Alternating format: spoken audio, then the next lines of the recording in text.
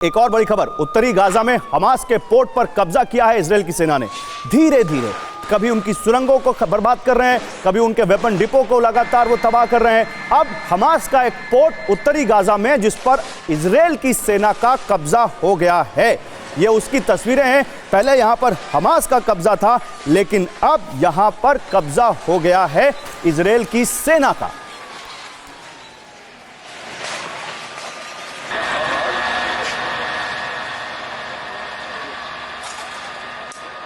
और गाजा पर इजराइल की एयरफोर्स का अटैक दिखाता हूं मैं आपको। आईडीएफ का अटैक गाजा पर, ये देखिए, ये हमले नहीं रुक रहे हैं, एयर स्ट्राइक्स नहीं रुक रही हैं। आज हमारे साथ दो बहुत बड़े मेहमान हैं।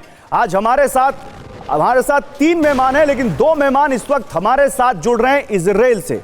आज वो इजराइल की सेना के पूर्व अधिकारी आपको बताएंगे कि इजराइल की सेना इस वक्त क्या सोच रही है और किस दिशा में काम कर रही है। ये गाजा पर इजरायली एयरफोर्स जो अटैक कर रही है, इसी एयरफोर्स में काम कर चुके एक अधिकारी हमारे साथ हैं। वो आपको बताएंगे कि इस एयर स्ट्राइक के पीछे की साइकी क्या है। लेकिन गाजा पर इजराइल की एयरफोर्स का अटैक रुक नहीं रहा है और ये उसकी तस्वीरें। एक और तस्वीर दिखाता हूं, हमास का सुरंग नेटवर्क मिटाती इजराइल की सेना। देखिए, ये बुलडोजर बहुत बड़ा हथियार बन चुका है इजराइल की सेना का, सुरंगों को बर्बाद करने का सबसे बड़ा अस्त्र।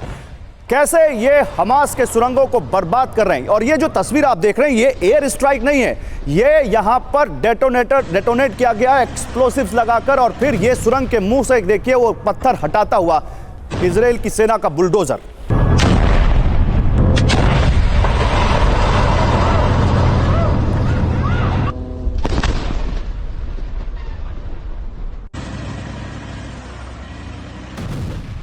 और देखिए, इस पर बात करने के लिए मेरे साथ कुछ खास मेहमान है। मेरे साथ जनरल दत्ता है इस वक्त, जो आप लगातार जिनको देखते हैं अड़ी में, जो आपको आते हैं बताते हैं कि कैसे हम इस इजराइल की स्ट्रैटेजी को समझें। लेकिन इसी के साथ ही इस वक्त मेरे साथ 2 और खास मेहमान हैं। मेरे साथ हैं मोशे कांदलेकर, जो कि आईडीएफ के पूर्व अधिकारी हैं, सीनियर अधिकारी हैं। और मेरे साथ बेनी बेन्यामिन हैं, जो वो भी इजराइल की सेना के ही पूर्व अधिकारी हैं और इस वक्त हमें ज्वाइन कर रहे हैं। तीनों का स्वागत है। लेकिन मोशे कांदलेकर, सबसे पहले आपके पास आऊंगा। 31 साल आपने इजराइल की सेना में काम किया है, आपने वायुसेना में काम किया, आपने मिसाइल डिपार्टमेंट में काम किया। जरा हमें बताएंगे इजराइल की सेना का ये जो ऑपरेशन चल रहा है, ये कैसे आगे बढ़ रहा है? एक्चुअली नमस्कार सबको। नमस्कार sir. I am very happy to be with you. Actually मैं एयरफोर्स का रिटायर हो चुका हूँ। मेरे रिटायर होके मुझे 20 साल हो चुके हैं, लेकिन तभी भी मैं उनके साथ कनेक्ट में हूँ, क्यों मेरे 2 बच्चे एयरफोर्स में थे, अब मेरी 2 पोतियां भी एयरफोर्स में हैं, तो उनके साथ मैं टच में रहता हूँ। तो मुझे बस एयरफोर्स का सब कुछ ज्यादा पता होता है मुझे।